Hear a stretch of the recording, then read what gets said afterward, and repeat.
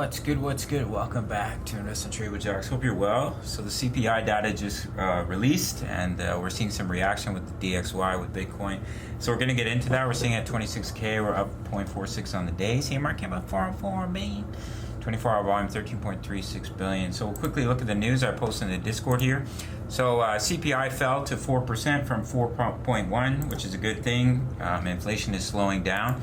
So America is struggling with 2-year inflation run-up, continues to get some relief from two of the biggest drivers at the gas pump and in the grocery store.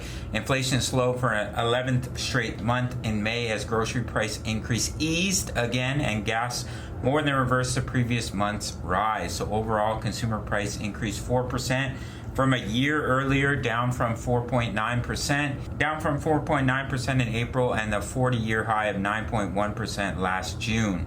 According to the Labor Department, the smallest yearly increase since March 2021 on a monthly basis. Price rose 0.1 following a 0.4 increase in April. So it's good to see inflation slowing down a little bit month after month. And we can see the market did see a reaction. So I posted this in the Discord. We were starting to break out. I thought we may see a straight breakout. But I did mention yesterday the possibility of coming back down into the zone. So I posted this little arrow before we drop down of coming down into the zone before seeing continuation. I do think that's the likely scenario. Is still seeing continuation up in the wave 5. If we break the 50% level at 102.73, would invalidate that. But as of right now, I do think we'll put in that wave 5 and see the price of BTC continue to come down. Sharp rejection from the 50% retracement, which is a normal rejection.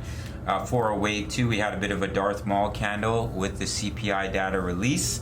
I think the higher likelihood is we're going to continue this ending diagonal and come down in a wave 3.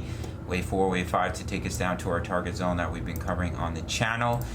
Weekly time frame basically come back down to this yellow line here, which is sitting at about 25.1K, maybe a little bit deeper, retest these levels, this massive inverse head and shoulders, bounce, get back above the weekly EMA, see continuation to the upside. There is the possibility of a bullish scenario. If we can hold 25.7K, we can push up and break the wave 1 high at 27.4.